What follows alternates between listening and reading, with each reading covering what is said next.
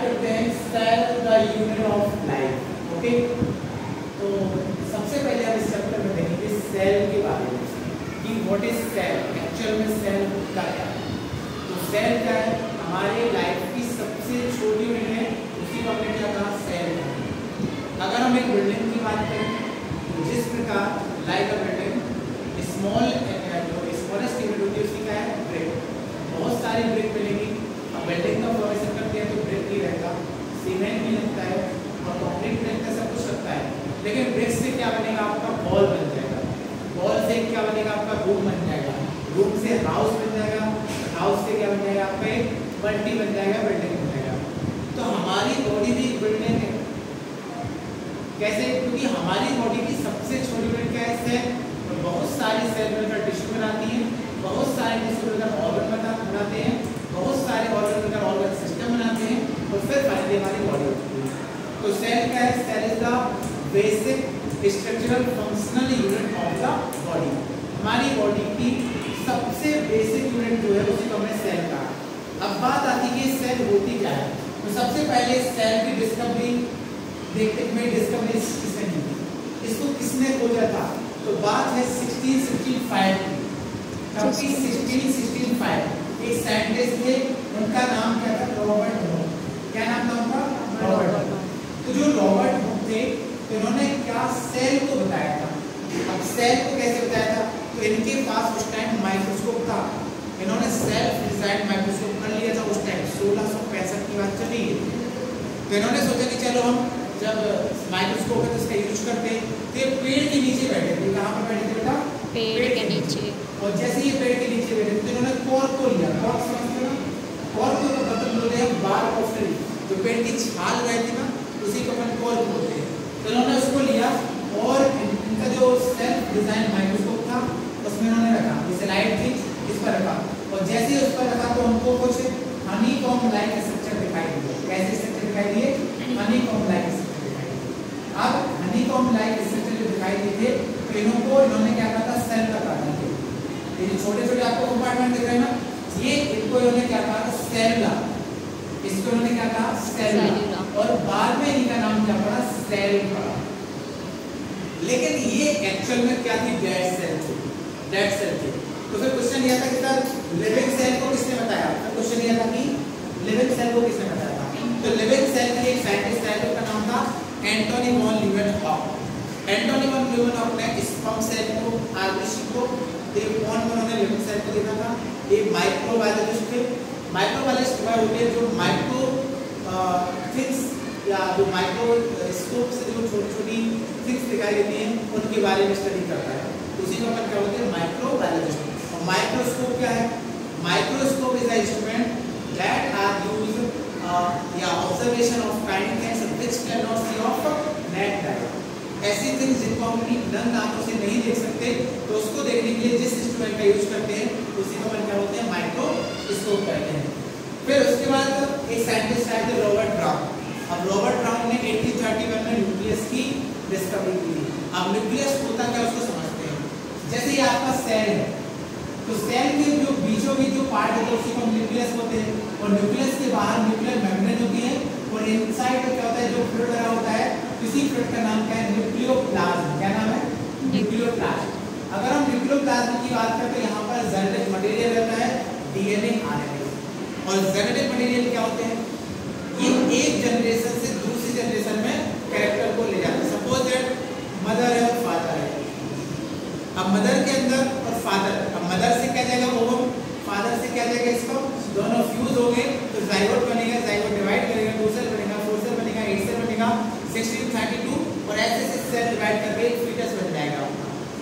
और इस फीटस में जो बेबी रहेगा तो उसमें दोनों का कैरेक्टर आएंगे, कुछ कैरेक्टर माँ के भी आएंगे और कुछ कैरेक्टर फादर के भी आएंगे। ऐसा क्यों, क्योंकि यहाँ पर फर्टिलाइजर हुआ।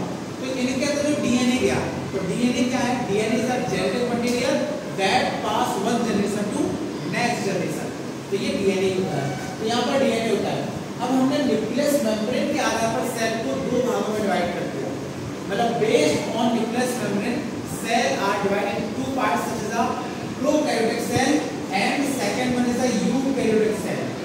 अब प्रोकैरियोटिक सेल में न्यूक्लियर मेम्ब्रेन क्या होती है, आपकी एब्सेंट होती और न्यूक्लियस के ऊपर न्यूक्लियर मेम्ब्रेन अगर एब्सेंट है तो उस सेल को हम क्या बोलेंगे, प्रोकैरियोटिक सेल। और प्रोकैरियोटिक सेल का एग्जांपल है ऑल बैक्टीरिया, जितने भी बैक्टीरिया होते हैं सारे किसमें आते हैं, आपके प्रोकैरियोटिक सेल में आते हैं। फिर आता है आपका यूकैरियोटिक सेल। तो यूकैरियोटिक सेल में न्यूक्लियस है और न्यूक्लियस के बाहर न्यूक्लियर मेम्ब्रेन इसमें क्या रहेगी भाई, प्रेजेंट रहेगी। अगर न्यूक्लियर मेम्ब्रेन प्रेजेंट तो इसको बोलेंगे अपन यूकैरियोटिक सेल। तो except of bacteria all animal and all plant and all fungi and protozoa are undergoes include in eukaryotic cell. Okay, and after that start of cell organism. और cell organism के आधार पर हमने cell को दो तरह से divide करते हैं। कौन सी, एक तो यूनिसेलुलर ऑर्गेनिज्म, दूसरा मल्टीसेलुलर ऑर्गेनिज्म। यूनिसेलुलर ऑर्गेनिज्म क्या होते हैं, यूनि का मतलब ये होता है सिंगल, क्या होता है इसका मींस सिंगल, और मल्टी का मतलब क्या होता है मैनी। तो यहाँ पर सिंगल सेल ऑर्गेनिज्म को अपन ने क्या कहा, यूनिसेलुलर कहा, और more than one cell organism को अपन ने क्या कहा, मल्टीसेलुलर कहा। और एक सेल में क्या जाएगा आपका अमीबा आ जाएगा, है ना, प्रोटोजोन्स आ जाएंगे, आपके यूग्लिना आ जाएगा, पैरामीशियम आ जाएगा। तो ये अच्छा अमीबा की बात करें तो अभी को पता है भोजन कैसे करता है, कैसे ये फूड को एब्जॉर्ब करता है, स्यूडोपोडिया। स्यूडो का मतलब होता है फॉल्स, पोडियम का मतलब फिट। वही तो इसका स्ट्रक्चर की बात करें तो सपोज ये अमीबा है, यहाँ पर अगर हम बात करें तो ये अमीबा है, यहाँ पर ये अमीबा है।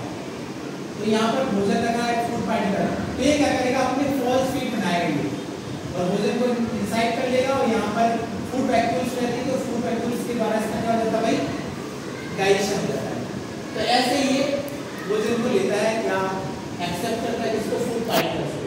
तो ये आपके सेल ऑर्गेनिज्म के आधार पर सेल को हमने देख लिया, बेस्ड ऑन न्यूक्लियस के आधार पर देख लिया। अब हम बात करते हैं सेल थ्योरी की। तो सेल थ्योरी है क्या, इसके बारे में थोड़ा सा जानने की कोशिश करते हैं। तो सेल थ्योरी को दिया था साइंटिस्ट, दो साइंटिस्ट थे, उनका नाम क्या था, मैथियस फ्रीडन। ये साइंटिस्ट थे मैथियस फ्रीडन, ये जर्मन बॉटनिस्ट थे। तो ये सबसे पहले आए थे 1838 में। अच्छा, बॉटनिस्ट वह होता है जो प्लांट की स्टडी करता है, उसी को हम बॉटनिस्ट कहते हैं। तो इन्होंने प्लांट पर स्टडी की थी, उन्होंने किस पर स्टडी की थी, प्लांट पर स्टडी की थी। तो इन्होंने सेल वॉल के बारे में बताया, किसने, मैथियस फ्रीडन ने। इन्होंने बताया कि अगर प्लांट है तो प्लांट में जो यूनिक कैरेक्टर क्या है, सेल वॉल ही है, सेल वॉल। अच्छा, सेल वॉल क्या होता है इसको थोड़ा सा अपन देख लेते हैं। जैसे कि आपकी ये सेल है और सेल के अंदर क्या आपका न्यूक्लियस है, न्यूक्लियस के बाहर न्यूक्लियर मेम्ब्रेन है, और न्यूक्लियर मेम्ब्रेन से यहाँ पर क्या होता है, साइटोप्लाज्म भरा होता है ना, ये क्या आपका साइटोप्लाज्म। अब इसके बाद अगर हम बात करते हैं, इसी को हम प्लाज्मा मेम्ब्रेन बोलते हैं, इसी को हम सीएम मतलब सेल मेम्ब्रेन कहते हैं। और इसके बाद क्या रहता है आपका सेल वॉल रहता है, क्या रहता, सेल वॉल। तो यहाँ पर इन्होंने प्लांट्स में सेल वॉल के बारे में बताया था, किसने, जर्मन बॉटनिस्ट, इनका नाम था मैथियस फ्रीडन। फिर दूसरे साइंटिस्ट आए इन्होंने 1899 में, ये थियोडोर स्वान थे, ये ब्रिटिश जूलॉजिस्ट थे। और जूलॉजिस्ट वह होता है जो एनिमल की स्टडी करता है ना, या एनिमल के जो साइंटिस्ट रहते हैं उसको जूलॉजिस्ट बोलते हैं।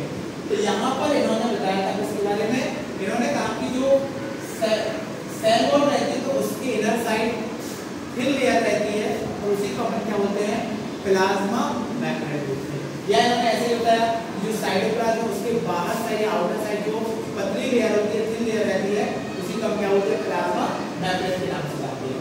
फिर अच्छा, ये दोनों साइंटिस्ट ने ये तो बता दिया था कि cell are made of product of cell, जो सेल बनी होती तो ये इनके प्रोडक्ट से बनी होती है। लेकिन ये जो बताया पाए थे दूसरे साइंटिस्ट है, उन्होंने कहा कि ठीक है आपने ये तो बता दिया कि सेल उनके प्रोडक्ट से बनी होती है, लेकिन आप ये बताओ कि how to form of new cell, भाई न्यू सेल कैसे बनती है। तो इन्होंने कहा कि सर ये तो आपको पता ही नहीं, तो इनकी जो थ्योरी थी फेल कर गई थी। तो फिर आए थे आपके नेक्स्ट साइंटिस्ट, का नाम क्या था, रुडोल्फ विर्चो। ये आए थे 1855 में, रुडोल्फ विर्चो। तो रुडोल्फ विर्चो ने ये बताया था कि जो न्यू सेल कैसे बनती है, मतलब how do we form of new cell. इन्होंने बताया कि ओल्ड सेल से ही न्यू सेल बनती है, और ओल्ड सेल का नाम उन्होंने दिया था ओमनी सेल्ला ई सेल्ला, ऐसी का नाम क्या था, प्री एक्सिंग सेल, प्री एक्सिंग सेल, इन्हीं को नाम दिया ओमनी सेल्ला ई सेल्ला। और इन्होंने ये बता दिया था कि old cell are formation of new cell. तो न्यू सेल, और यहाँ पे इन्होंने ये बता दिया था कि भाई सेल किस तरीके से